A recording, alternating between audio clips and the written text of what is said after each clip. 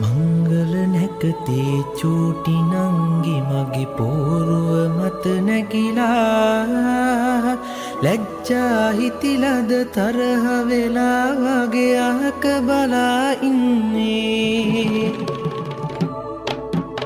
भवतु सब मंगलं रक्षन्तु सब देवता सब बुद्धानुभावेन सब धम्मानुभावेन सब संघानुभावेन सदा सुखी भवन्तु ते